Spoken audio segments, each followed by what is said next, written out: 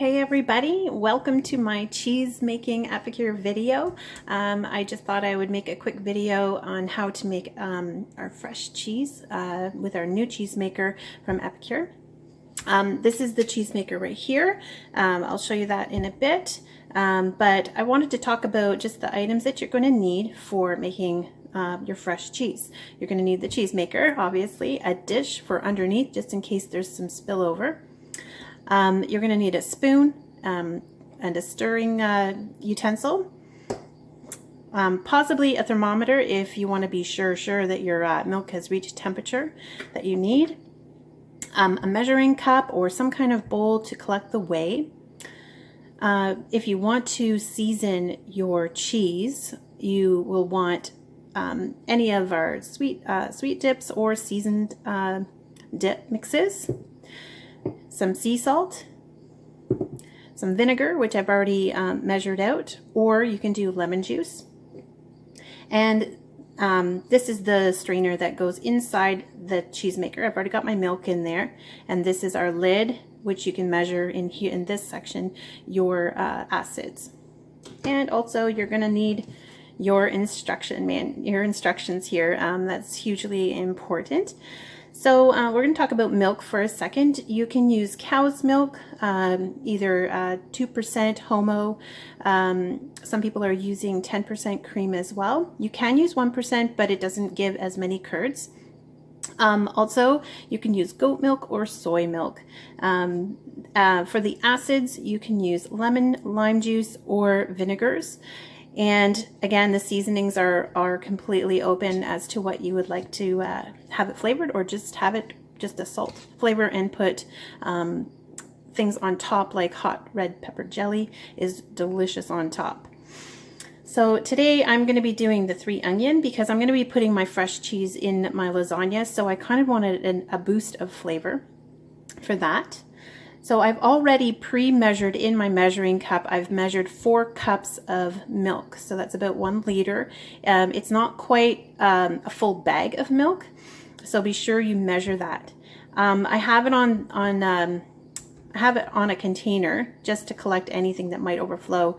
When you put this in, you put it in for 12 to 14 minutes on high in the microwave, and then if it does start to spill over, you want to stop it, let it calm down. Put it in again. You want it to get to a temperature of about 190 degrees Fahrenheit, which you can do with a thermometer, or do the full 12 minutes to make sure that it's hot enough. And then I'm going to do that right now, and then we'll come back and I will help you move on to the next step. Okay, so as you can see, it is done, and the first step to do is just to be tapping it all the way around. Now, when it was in the microwave, one thing I noticed, because every microwave is different, at about 10 minutes, that's when it was just about to boil over. So before I let it boil over, I just took its temperature, and it actually went right up to 190. So at that point, I just decided to do another 30 seconds.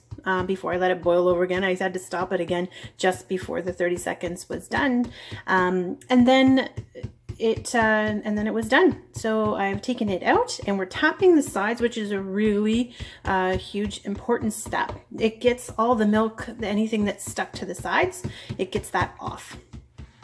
Okay, so once you've done that,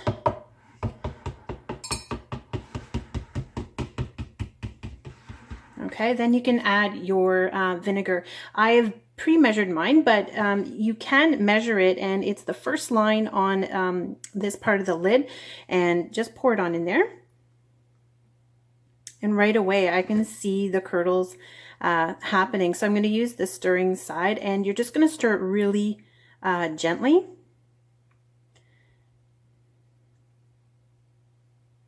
Really gently, and you should start to see a bit of that yellow whey that comes, and I can start to see that.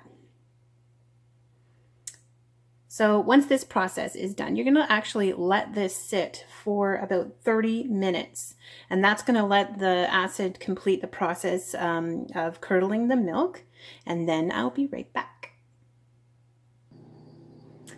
Okay, so our 30 minutes is completed, and just one thing I wanted to mention, during the cooking process in the microwave, I found that the milk would rise and then it would fall and it would rise. And every time I thought, oh no, it's gonna overflow, but it didn't. I knew, like, there was one point where it rose and it just didn't stop, and then I pulled the door open and it calmed down.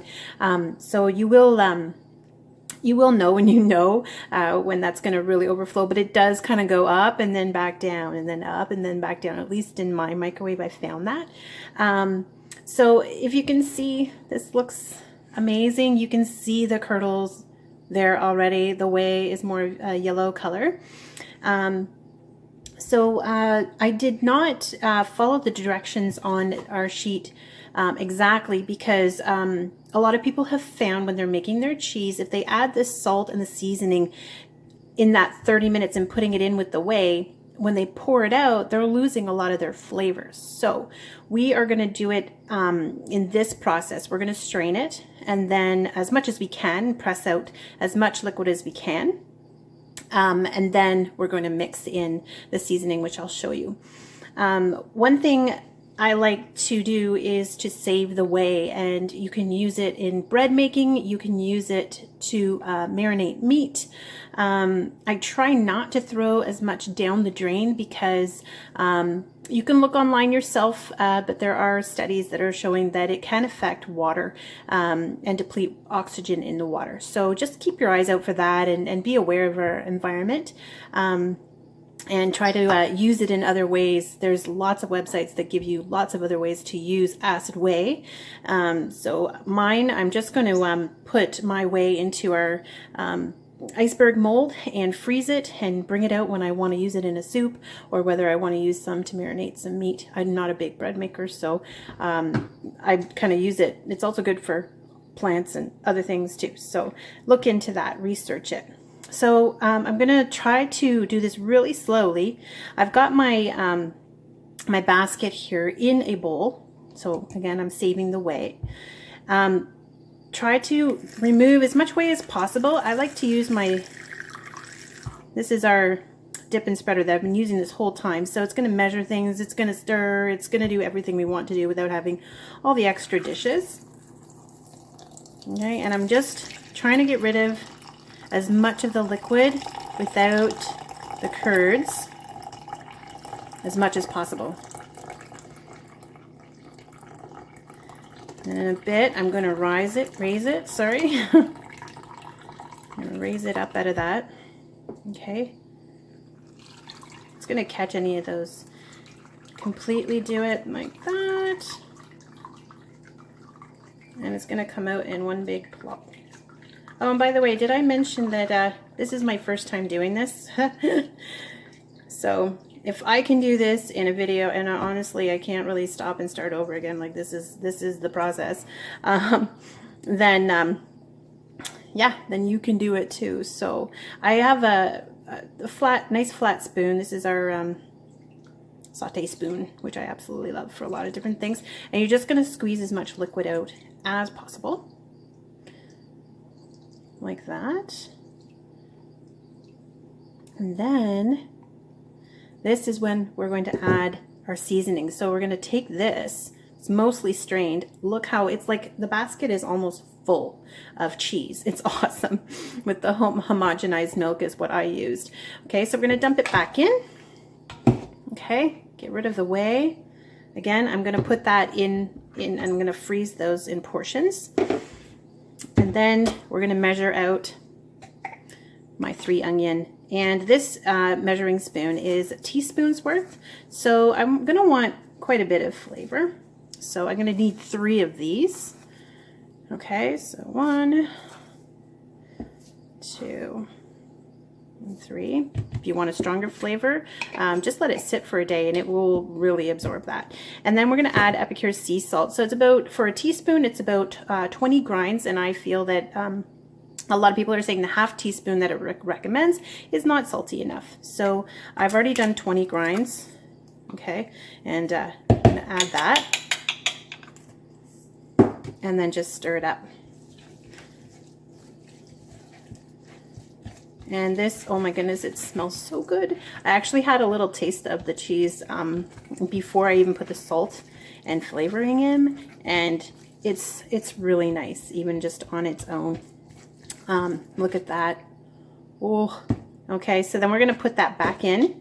Now this might be a little messy. You might get a little bit of stuff somewhere, but because most of the liquid's drained out, pretty safe. Okay, and then put it in your container and give it another press. This is gonna form it. Oh, this looks amazing. I can't wait to use it in my lasagna. It's so good. Okay, so you're gonna form it like that.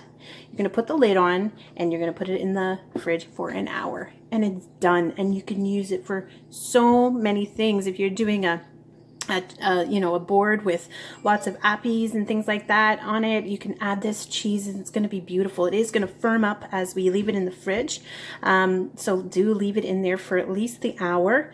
And I don't think there's anything else. If I've forgotten anything, forgotten to mention anything, oh, I know one thing.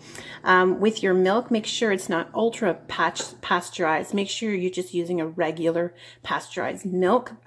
There's something with the ultra pasteurization process that where something happens to the milk proteins and you don't end up with a really good cheese. So good luck with yours. I hope this helps a lot of people. I know, this being my first time, I am so pleased how easy and quick it was. I mean, I did dishes during the 30 minutes and now I'm gonna prep for dinner for my lasagna.